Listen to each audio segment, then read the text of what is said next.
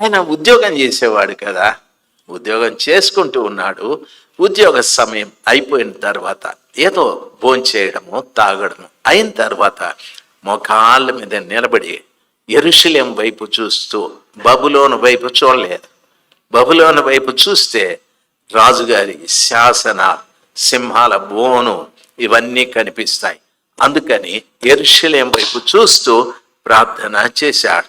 మీరు కూడా ప్రార్థించేటప్పుడు మీ పరిస్థితుల వైపు చూడొద్దండి, మీ నష్టాల వైపు చూడొద్దండి, మీ కష్టాల వైపు చూడొద్దండి. విమోచన కలిగించే ప్రభు వైపు చూస్తూ ప్రభు దగ్గర మొరపెట్టేది నేర్చుకోవాలి. నీ మొర ఆగనే ఆగకూడదు. ఉద్యోగం చేసుకో, అయితే ఖాళీ సమయంలో మహిమగల దేవుని మొరపెట్టు. కూలీ చేసుకో, ఖాళీ సమయంలో కృపగల దేవుని మొరపెట్టు. లేక నీ వ్యాపారం చేసుకో, ఖాళీ సమయంలో దేవునికి మొరపెట్టు. దాన్ని ఏమంటారంటే, నా మొరకు విరామము కలగకూడదు, కలగకుండును గాక. నీ ప్రార్థన దేవుడు ఆలకించేవాడే. అయితే నీ ప్రార్థన ఎందుకో ఆలకించడో తెలుసా? అప్పుడప్పుడు నువ్వు నిష్ఠూరమైన మాటలు మాట్లాడుతూ ఉంటావు. ఎందుకు దేవుడు నాకే ఇట్లా చేసినాడు, నా కుటుంబంలోనే ఎందుకు ఇట్లా జరిగింది, నా బిడ్డలకే ఎందుకు ఇట్లా జరిగింది, నాకే ఎందుకు ఈ జబ్బు రావాలి, నాకే ఎందుకు ఈ జలుబు పట్టుకోవాలి, నాకే ఎందుకు ఈ నష్టం జరగాలి. ఈ నిష్ఠూరమైన మాటలు దేవునికి ఇష్టము లేదు. అందుకు నీ ప్రార్థన బ్లాక్ లిస్ట్లో పడిపోతుంది. ఎడబడిపోతుంది. ఎంతమంది సెల్ ఫోన్ వాడే అలవాటు ఉంది? ఎవడైనా ఇష్టం లేని నెంబర్ అయితే మీరేం చేస్తారు? అబ్బాబ్బా దాంట్లో పెడతారు. మీరు మీ మీ ప్రార్థన కూడా దేవుడు బ్లాక్ లిస్ట్లో పెట్టేస్తాడు. సనగనే సనగకూడదు, గొనగనే గొనకూడదు. ప్రభు మీద నిష్ఠూరమైన మాటలు మాట్లాడకూడదు. ఎన్ని దినాల నుండి ప్రార్థన చేస్తా ఉన్నాను తెలుసా? 3 నెలల నుండి ఉపవాసాలు నుండి ప్రార్థన చేస్తాను అంటారు. ఈ 3 నెలల నుండి ఉపవాసాలు ఎట్లుంటుందో తెలుసా? పొద్దున్నే ఇంతలోట టీ తాగుతుంది, తర్వాత మధ్యాహ్నం కడుపులో ఏమన్నా అల్సర్ రోగం వచ్చినాయి 2 ముంతల మజ్జిగ తాగేస్తుంది. తాగేసి ప్రభువా నీకు స్తోత్రం స్తోత్రం 2 ముంతల మజ్జిగ తాగిన తర్వాత అతను ఉట్టికి ఎక్కదు, స్వర్గానికి ఎక్కదు. గడియారాన్ని తిట్టుకుంటాను, ఇంకా ప్రభా నాయనా నాయనా నాయన, కాళ్ళు నొప్పులు, నడుము నొప్పి, స్వామి స్వామి అని ప్రభు అంటాడు. ఈ ప్రార్థనలో ఏంది ఇదే మూలిగేదే అమ్మ నాయన అనేది ఏంది? ఇవి ఉట్టికి ఎక్కవు, స్వర్గానికి ఎక్కవు. ఉపవాసం ఉంటే ఒక నిక్కచ్చిగా ఉండండి. ఒకవేళ అర్ధపూట ఉంటామంటే నేను బాగా ప్రశాంతంగా అర్ధపూట ఉండండి. లేదు ప్రభా ఓ పూట అంతా పగలంతా ఉంటామంటే ఉండండి, ఇబ్బంది ఏం లేదు. టీ లోటాలు దారాడేది, మజ్జిగ ముంతలు తాగేది అన్నీ తాగేసి స్తోత్రం స్తోత్రం అని ఆయన అరిచేది, నోరు తెరిచేది. ప్రభువు చూసి పారిపోతాడు, భయపడిపోతాడు. దయచేసి మీ ప్రార్థన మీ మొర విరామము లేకుండా ఉండాలి. మంచి మనసుతో ప్రభు దగ్గర కూర్చోండి. అన్ని డిస్టర్బెన్స్లు పక్కకు నెట్టేయండి. ఆ రీతిగా చేస్తూ ప్రభు దగ్గర మొరపెట్టాల. నేను కూడా చాలా గొప్ప భక్తుడైపోవాలని నాకు ఆశ. అందుకేం చేసేవాడిని తెలుసా? అంతకుముందు సినిమాలు చూసేవాడిని. తలకిందులు పెట్టి వాళ్ళు తపస్సు చేస్తూ ఉంటే సినిమాలో, అందుకు నేను కూడా తలకాయ కింద పెట్టి కాళ్ళు పైకెత్తి స్తోత్రం స్తోత్రం అంటే తలంతా నొప్పి వచ్చేసేది, దబక్కన పడిపోయేది కిందికి. కాళ్ళు పైకెత్తేకి ఒక 10 నిమిషాలైనా అగసాట్లు పడేవాడిని, ఇట్లా పోయేది. అయినా రాలే, భక్తి రాలే. నేను 2 రోజులు 3 రోజులు ఉపవాసం ఉండేవాడిని. స్తోత్రం స్తోత్రం అని మా అమ్మ వచ్చేది. మా అమ్మ వచ్చి నేను ఒకవేళ నిశ్శబ్దంగా ఉంటే, రే చిన్నోడా రే చిన్నోడా అని, ఏమ్మా ఏదో నా శబ్దం రాకపోతే నిద్రపోయినావేమో వస్తే కానీ ఉడుకు సంగటిను టమాటా చట్నీ చేసినారా ఉంటారే అని వెళ్ళిపోయేది. నాకు టమాటా చట్నీ అంటే ప్రాణము. దెబ్బకి ప్రభా క్షమించు, రేపుంటా ఉపవాసం అని మా అమ్మతో పాటు వెళ్ళిపోయేవాడిని. మా అమ్మని దేవుడు వచ్చేసినావు అని, నువ్వేం సామాన్యమైన మనిషివా, నువ్వేదో చేసుకుంటేవి నాకేళ్ళు చెప్పాలా అని మా అమ్మ నవ్వి 2 రోజులు అయిపోయింది కదరా, ఓ తిను, దేవుడు ఏమండగాని. ఆమె సిఫారసు చేసేది నాకు, నేను తప్పు చేసేదానికి సిఫారసు చేయ. మా అమ్మ నన్ను క్షమించును గాక, దయచేసి వినాలి. తినేసేవాడిని. తినేసినాక నాకు అనిపించేది, ఈ టమాటా చట్నీ కోసం అనవసరంగా ఉపవాసం పోగొట్టుకుంటున్నా అని. ప్రయోజనం ఏముంది? నా మొర విరామమైపోయింది. నేను చేసే ప్రార్థనకు విరామమైపోయింది. ఇంకా నా ప్రార్థన దేవుడి దగ్గరికి వెళ్ళదు. అట్లా ఎన్నో రోజులు సార్, ఎన్నో రోజులు దేవుని బిడ్డలు మనం. దయచేసి ఇటువంటి అపశృతులు అన్నీ కూడా మన జీవితంలో జరగకూడదు. కష్టాలు వస్తాయి, నష్టాలు వస్తాయి, ఇబ్బందులు వస్తాయి. నిన్ను పొగిడేవారు ఎదురుంటే తిట్టే వాళ్ళు 20 మంది ఉంటారు. తిట్టే వాళ్ళు 20 మంది ఉంటారు. అంటాడు వాడు సన్నాసి అంటాడు, వీడు పీనాసి అంటాడు, వాడు ఆ రాశి అంటాడు, ఈ రాశి అంటే ఏదేదో అంటారు. మనమేం బాధపడకూడదు. మన మొర విరామం లేకుండా దేవుని దగ్గర మొరపెట్టేది నేర్చుకోవాలి. హల్లెలూయా. మీ ఖాళీ సమయంలో దిండి ఆడుంది, చాపాడుంది అనద్దండి. దయచేసి మోకాల్లోనండి ప్రార్థన చేయండి, ప్రాక్టీస్ చేయండి. వెంటనే రాదు మనకి, ఏది కూడా వెంటనే రాదు. భక్తికి సంబంధించిన విషయాలు ఈ శరీరం అంత తొందరగా లోబడదు. ప్రాక్టీస్ చేయండి, మోకరించండి. మోకరించి ప్రార్థిస్తే చాలా మంచిది. ఒకవేళ మీరు మోకరించకపోతే ఆ కుర్చీ మీద చేతులు పెట్టుకొని మోకరించండి. అది కాకపోతే మంచం దగ్గరికి వెళ్ళి అక్కడ మోకాళ్ళుని ప్రార్థన చేయండి. దేవునికి స్తోత్రాలు. ఆ రీతిగా నీ మొరకు విరామము లేకుండా ఉండాలి.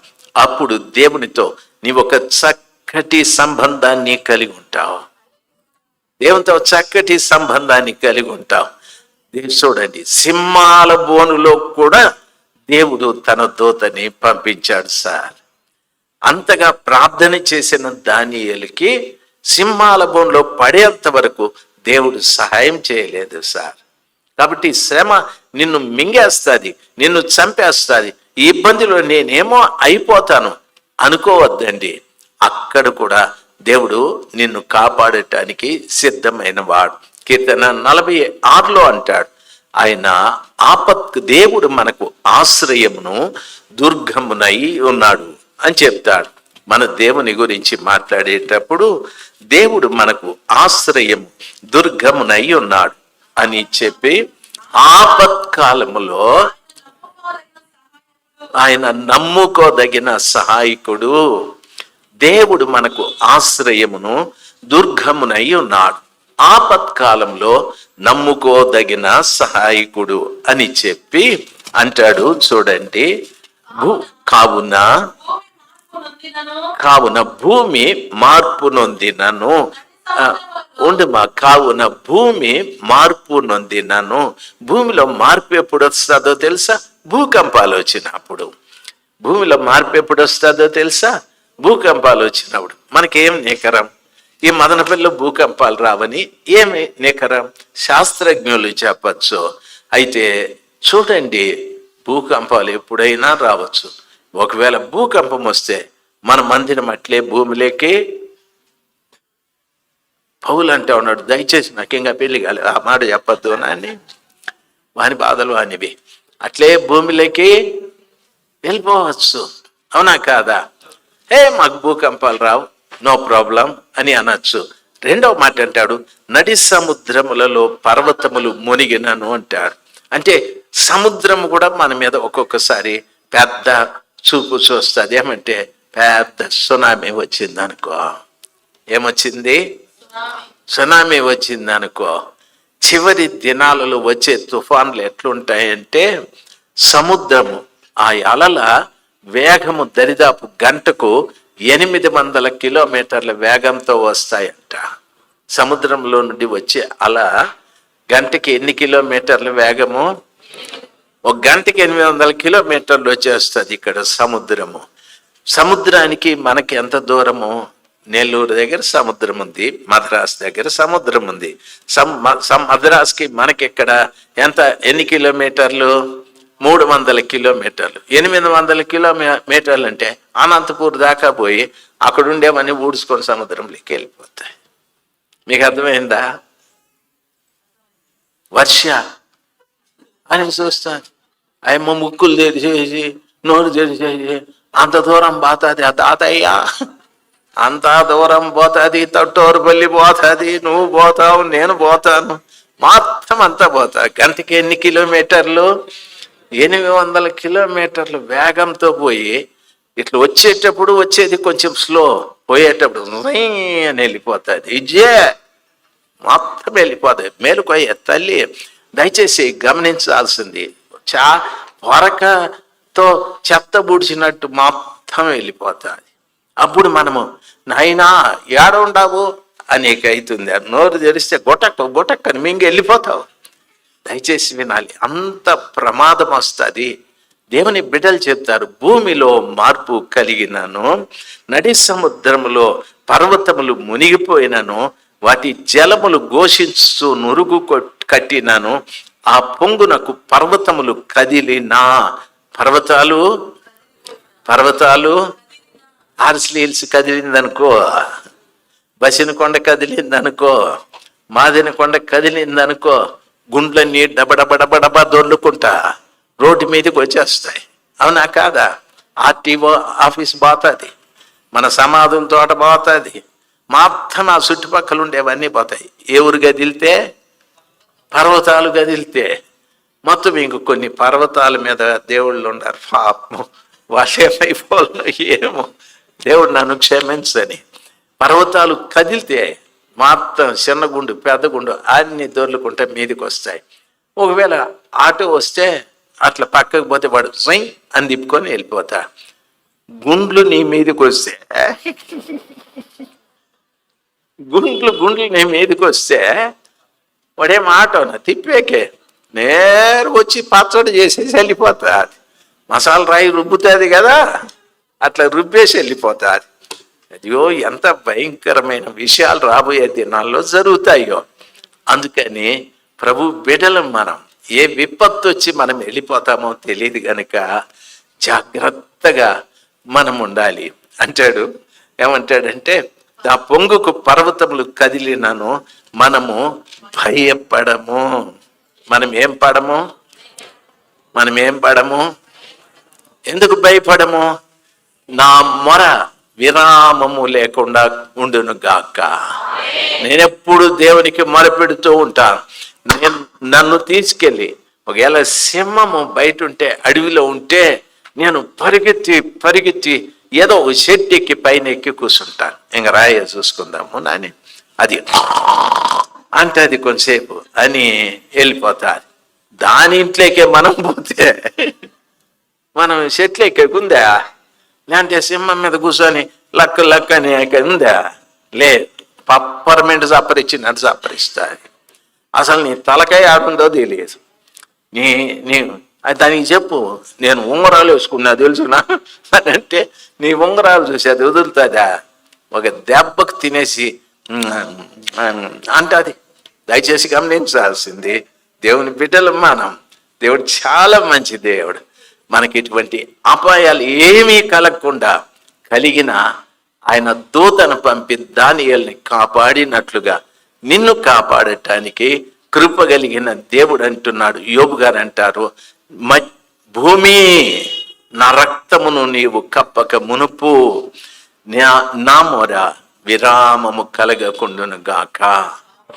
నేను చావక ముందు నా రక్తమును భూమి కప్పక మునుపు నా ప్రార్థనకు విరామం ఉండకూడదు. నేను మీటింగుల్లో అట్లా ఇట్లా తిరిగేటప్పుడు మన రామరాజు వాళ్ళ అమ్మ ఉంది. అబ్బా నాయను బెక్క బెక్క బెక్క బెక్క బెక్క బెక్క బెక్క అని ఎవరు దొరికితే వాళ్ళందరూ బెక్క బెక్క బెక్క బెక్క అని. నేను అడిగి, ఎవరు ఏమ్మ ఇట్లా మాట్లాడుతున్నావు, ఏమ్మా నువ్వు అని. నేను రామరాజు వాళ్ళ అమ్మను సమయ అని. అదేంది మాట్లాడతావు, గమ్మును కూర్చోమ్మా అని చెప్పిపోతాను. మళ్ళా బెక్క బెక్క బెక్క అని. పొద్దున్నే ఒక రోజు నా రూమ్ దగ్గర ఊడుస్తుంది, బెక్క బెక్క బెక్క. ఎవరు అని చూస్తే ఇవే కొంతమంది మాట్లాడుతూనే ఉంటారు. దయచేసి గమనించండి, విస్తారమైన మాటలలో కొంతమంది ఫ్రెండ్స్ ఉంటారు, ఊరికే లేనివి పోనివి మాట్లాడుతూనే ఉంటారు. దయచేసి మాట్లాడేదానికి విరామం పెట్టండి, ప్రార్థనకు విరామం లేకుండా చూసుకోండి. నా మొరకు విరామము కలగకుండును గాక, నా ప్రార్థనకు విరామము కలగకుండును గాక. హల్లెలూయా. అది మనము నేర్చుకోవాలి. ఈ రోజున దేవుని బిడ్డలు మనలో ఉన్న చెడుని మనమే తీసేసుకోవాలి. ఏది ఉందో మీకు తెలుసు. ప్రభు నాలోకి రావాలంటే ఇంత చెడున్న ప్రభు రాడు. దయచేసి వినాలి. మా కోడిలో చేదు ఉంది కానీ అది పని చేయదు. దాని శరీరం అభివృద్ధి పొందటానికి అది ఏదో పని చేస్తుంది. మనం తినేటప్పుడు ఆ చేదును కనిపెట్టి తీసి పక్కన పడేస్తాం. ప్రభు దగ్గరికి వచ్చినప్పుడు మనలో ఉన్న చేదేదో తీసి పక్కన పడేసి ఆ కృపగల దేవుని దగ్గర మంచిగా పరిశుద్ధంగా మనము జీవించటానికి ప్రభు మనకు సహాయము చేయాలి.